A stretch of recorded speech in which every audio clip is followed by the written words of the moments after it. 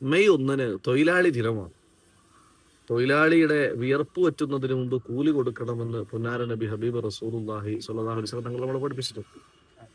ഏത് തൊഴിലാണെങ്കിലും ആ തൊഴിലെടുക്കുന്ന ആളുകൾക്ക് മാന്യമായ അവകാശങ്ങൾ വെച്ചു കൊടുക്കാൻ മുതലാളിമാർ പ്രത്യേകം ശ്രദ്ധിക്കേണ്ടതുണ്ട്. ചില ഇടങ്ങളിലെങ്കിലും അവർക്ക് യാതൊരു മാനുഷിക പരിഗണനയും കിട്ടാതായി പോകുന്നു എന്നത് സങ്കടകരമായ വാർത്തയാണ്.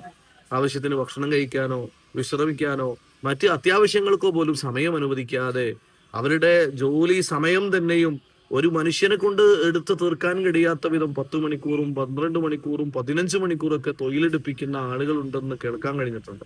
സങ്കടകരമാണ്. മൃഗങ്ങളെ പോലും അങ്ങനെ പണിയെടുപ്പിക്കാൻ പറ്റില്ല. പിന്നെ മൃഗതുല്യരായാണ് അവരെ കാണുന്നത് എന്ന് ചില ആളുകൾ പ്രയോഗിക്കുമ്പോൾ അത് തന്നെയും പാടില്ലാത്തതാണെന്നാണ് നമ്മുടെ പക്ഷം. വളരെ ശ്രദ്ധയോടുകൂടിയായിരിക്കണം നമ്മൾ അവരെയൊക്കെ കൈകാര്യം ചെയ്യുന്നത്. തൊഴിലാളികൾ അവരും നമ്മളെപ്പോലെ മനുഷ്യരാണ്.